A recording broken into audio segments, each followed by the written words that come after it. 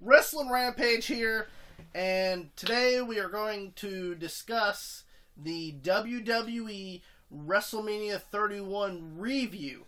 Last night was WrestleMania 31, and we done our preview on who we thought we were going to win and everything else. Like us on Facebook, facebook.com/WrestleRampage2. Follow us on Twitter at WrestleRampage, and also subscribe to our YouTube channel. You get all of our videos, all of our updated videos. And we're going to discuss the WrestleMania 31 with the kickoff show, which was... Before we get started, I'm going to let you know, every YWC that said that this was going to be the worst WrestleMania. The play button. With the play button. Yeah.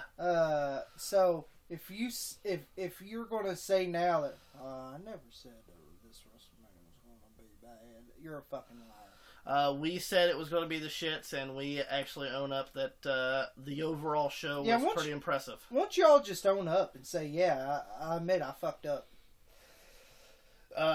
With the kickoff show, it was a fatal four-way for the WWE Tag Team titles, with the Usos versus El Matadors versus Big E and Coffee as the New Day, and Cesaro and Tyson Kidd.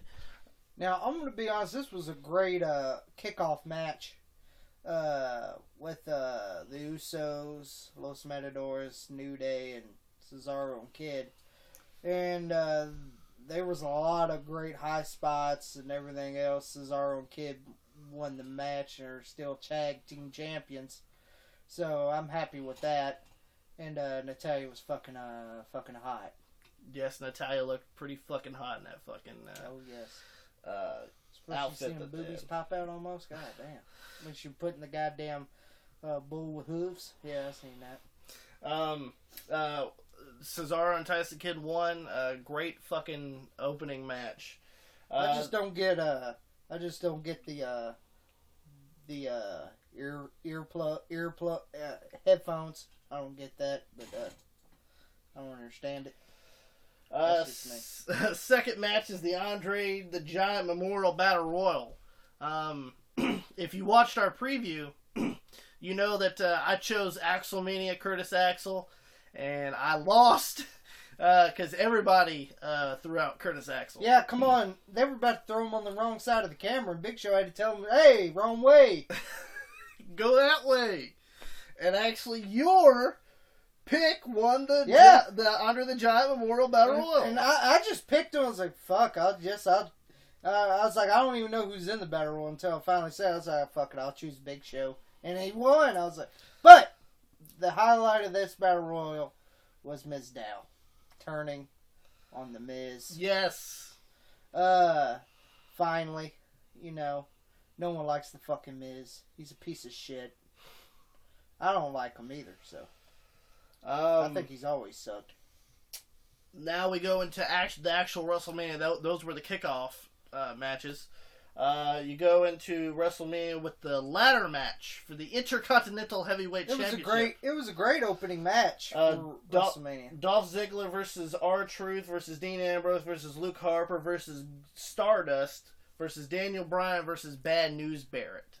I'm gonna admit it was a great ladder match. Dean Ambrose getting powerbombed, broke the ladder. That was a great fucking spot. Dolph Ziggler running up the ladder. And Dolph Ziggler selling good bumps as usual. That's Dolph Ziggler for you. And what was up with his hair? I don't know what was up with his hair. I don't know if it was a bun or a ponytail. I didn't know. But I'll let that slide. But Daniel Bryan and Dolph Ziggler on top of that ladder just battling out 50 million headbutts. And then finally Dolph falls and Daniel Bryan is the Intercontinental Champion, which was one of my picks. Yes. In one hindsight, thank God R-Truth didn't win. I was actually going for Dean Ambrose, and of course he got powerbombed. Was that action? Because no one thought R-Truth could win anyway. The next match on the card, Seth Rollins versus Randy Orton. A great fucking match, really. Yes, it was, but the weird part was seeing Randy Orton wearing elbow pads. Yes. They battled back and forth, the curb stomp, the RKO. But I'm going to be honest, Jamie Noble not selling good on the RKO. I'm going to give her props. He did not sell good on the RKO. But Joey Mercury made up for it. Jumping off to the top, fucking Randy Orton RKOs him. He goes like this. You know. And of course... And then Seth Rollins trying for the curb stomp. Randy Orton pushes him and RKOs him. Great fucking ending for a match. Yes, it was, which leads us into another great match. Sting versus Triple H. Everybody knows what that match, the whole premise was behind it, what they try to do.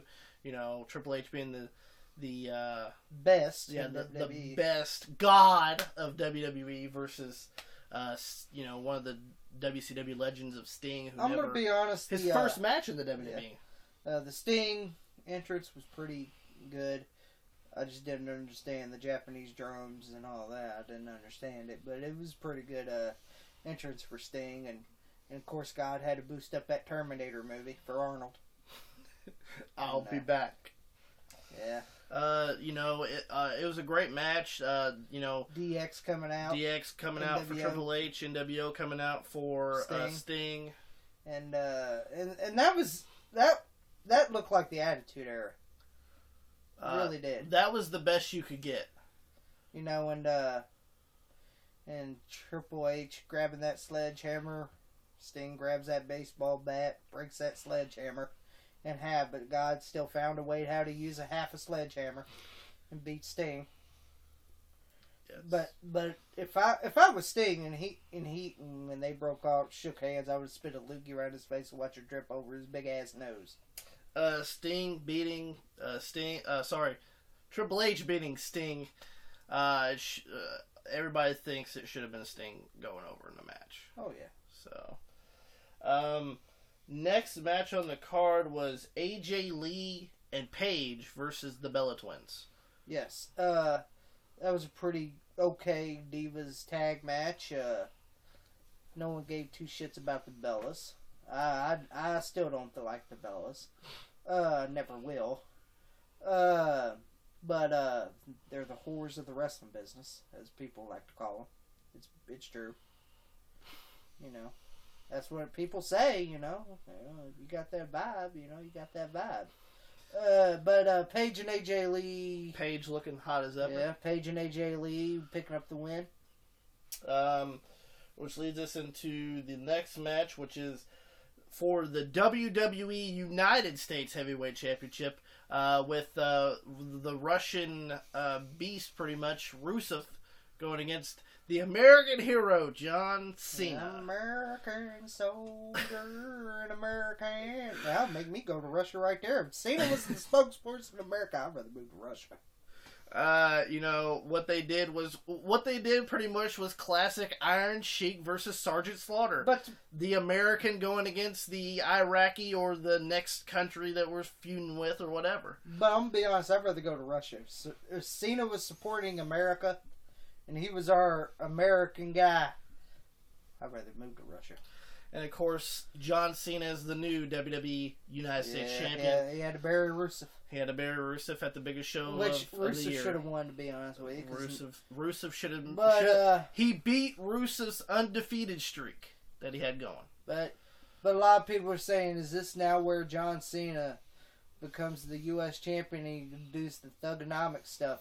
I could be honest with you, I could care less. And the one thing I don't like about a lot of these wrestling fans now, saying that John Cena's bringing prestige. Yeah. What the fuck does John Cena know about prestige? They said John Cena will bring prestige back to the U.S. title. John Cena, he didn't bring prestige to the U.S. title. He didn't bring prestige to the tag team titles. He didn't bring any prestige to the WWE title. He won that damn thing 13 times, or however many it was. 15. 15. It don't fucking matter. If you win it that many times, you're not really bringing too much prestige to it. Yeah. It's like, I'm going to go with Cena again. But anyway, I think Rusev should have won that. But the next match is Bray Wyatt versus The Undertaker. A great build-up to an epic match. Yeah, the build-up was really great. Bray Wyatt calling out the dead man. Come on, dead man. Come on, dead man. Come on out. And he never shows up.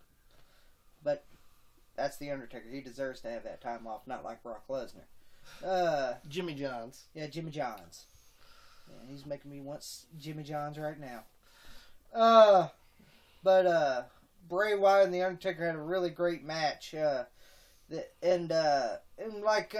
it made Bray Wyatt either way, because it made Bray Wyatt a main eventer.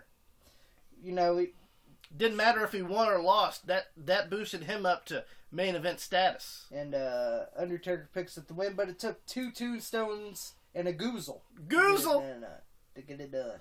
So now he's 22-1 with Brock Lesnar. Jimmy Johns. Yeah, thanks to Jimmy Johns.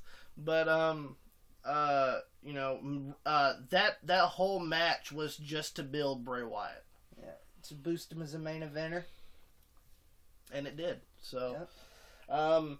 With 9, the last match, the 9th match of the card, which is the main event, the WWE World Heavyweight Championship match.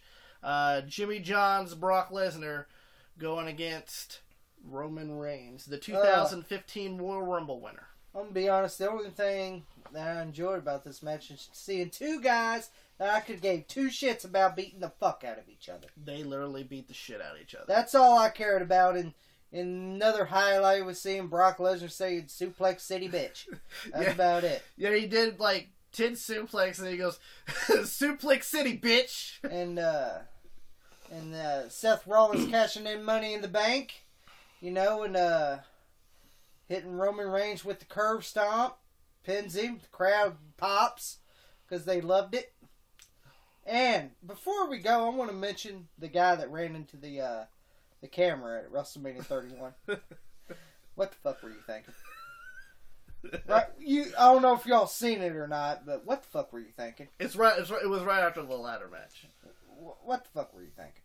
But Nude picks himself. That's right. Seth Rollins is the new WWE World Heavyweight Champion. And with that being said, that was the WWE Wrestlemania 31 review. You can go on our YouTube, check it out, subscribe. We do pay-per-view reviews, DVD reviews, Q&As. We do it all here. Go ahead and watch us, subscribe. You'll get all of our videos. Before we go, like us on Facebook, facebook.com/WrestleRampage2. Follow us on Twitter @WrestleRampage, and also subscribe to our YouTube channel, just like I said. Thank you for watching, and have a great day.